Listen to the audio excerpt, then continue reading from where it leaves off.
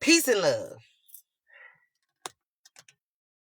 Peace and love. Peace and love.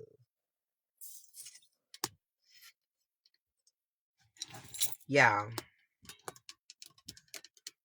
Somebody get in here and talk to me now. Somebody get in here and talk to me. Technical difficulty. Difficulty. That's probably what I need to do. I need to bring it down a little bit more.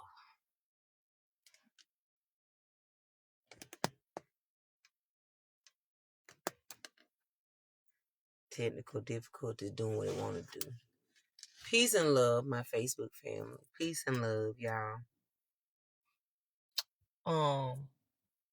I wanted to get on here, y'all, and I just wanted to ramble a little bit. I ain't really have no direction for where I want to go. But how your day been? Somebody type in the chat. Let me know how your day been. How your day been? Your day been good? Because I came in here to let y'all know how my day been. And today, I just want to share my experience. Like, today has been a day where it's been undescribable. And I want to talk to my people who believe in the impossible. And so today, let me give y'all an example. Like, I had went to go get me some fries from Zaxby's earlier, and my food wasn't like completely fresh like I wanted it to be. So I'm extra picky. Anybody that know me know I'm very picky, right? So I decided to take the food back in the inside because, well, who wants to pay $10 for food that's not all the way hot? So I decided to take my food back or whatever in the inside. And when I got in the inside, the lady who was the actual GM in the restaurant happened to be one of my old childhood friends, churchhood friends. And so I thank God for that. So when I got in, I began to talk to her, and I was just telling her, like, my food, can I get my food fresh or whatever? And she was like, cool. So she took the food to the back. And while I'm standing up there waiting on my food, there's this white guy who's talking to me, and he just came out of nowhere. He was just like, I'm not used to this Southern hospitality. It's killing me. And I'm like, what? Like what about the South is killing you? You know what I'm saying? Like the Southern hospitality is killing you. And he went on to say that he had been in Hawaii for like the last 3 years in the service or whatever, doing his, due diligence for the service or whatever. And he worked in the intelligence part of the service. And that he's been gone for over 3 years. So being back over here in Tuscaloosa in the South, getting Southern hospitality is like he having to readjust. And so it took me to a space of how people in the South can take Southern hospitality for granted because we live in the South. And so we just look at the South like it's just raggedy and it's ghetto and it's just, prejudice and all the ugly parts of the South, right? But it's easy to forget the Southern hospitality part of the South, which is why people love the South so freaking much. And so for this poor man to say, hey, I've been in the army or the service, whatever part of the service he been in for the last 3 years in Hawaii, right? And I guess he's been trained. He's been in training, you know what I'm saying, to whatever I'm back, y'all. He basically trained to the army mindset, right? And so it's like kind of like you trained to be a freaking robot. And so he was like, let me know, like, to get back to the South and to see people being nice to each other is blowing my mind, right? And you would think that wouldn't do that, but it was. And so I was like, oh man, bless your heart, right? So when I said that, he was like, don't say that. And I could see the triggers by me simply just saying, bless your heart. You got to think about this man has been trained for the last 3 years to be a freaking robot or to be made of steel, to not have feelings or emotions or anything of that nature, right? And to get back down to the South where we like, you're welcome. Thank you. We're opening doors and we're being nice. That can kind of trigger a person who's been trained to be something else.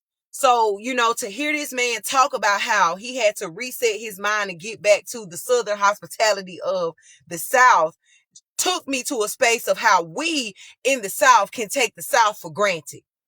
Yes, the South can be a lot to deal with because of the prejudice and the division and all the darkness. But there are a lot of beautiful aspects of the South, which is why a lot of people run from other upscale places and come down to it. And I ask a lot of people when they come down here, I'm like, why you come here? Like, you came from New York, you came from Chicago, you came from Cali, you came from where? And you came to you out of all places, we find you in the South. And a lot of people upstate, they're looking for a slower pace. They're looking for hospitality, which does not exist anywhere else. And people like me in the South, like, where's the chivalry? I'm looking for the chivalry. Where are the men that open the doors again? Where are the women that say thank you? You get what I'm saying? Like, this shit matters. And like they say, people around you might see your glow and they might see your abundance and your power in the blessings that God bestow upon you, but you might not see it. And I'm speaking to Tuscaloosa alone. Yeah, I know we talk about our town a lot. We see the worst parts of our town. We talk about how ghetto it is. We talk about how stupid people can be in it. We talk about how prejudiced it is. We talk about how divided it is and how grouped up and clicked up it is. We always talk about the negative parts of our town, but we never talk about the beautiful historic parts of it that still exist till this day. And to hear this man say, Southern hospitality, that's something nobody else have, y'all. And we need to get back to cherishing that shit. We need to get back to realizing that we got something that everybody else don't have. We might feel, everybody else might call us slow.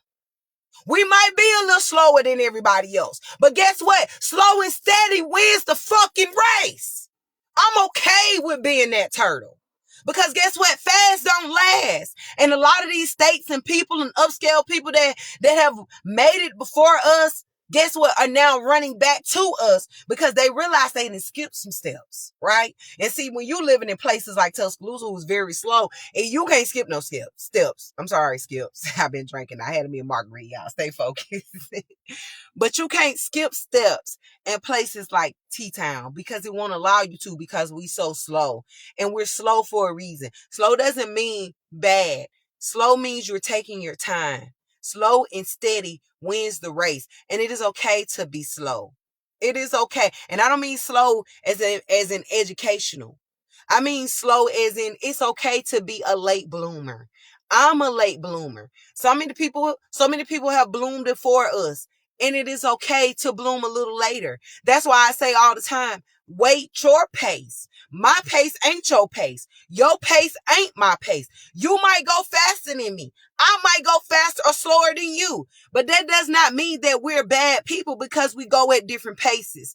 And I thank God to Mr. Archer. Shout out to Mr. Archie. Because Mr. Archie always said, wait your pace.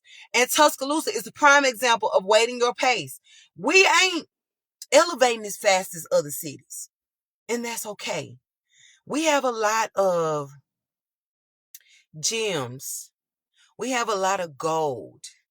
We have a lot of historic things that we got to be gentle with. And we can't just go and move fast with because then we'll break some shit. And so I like the fact now that I'm thinking about it that Tuscaloosa is a little behind on certain things because they still have the historic parts of it. We feel like our history is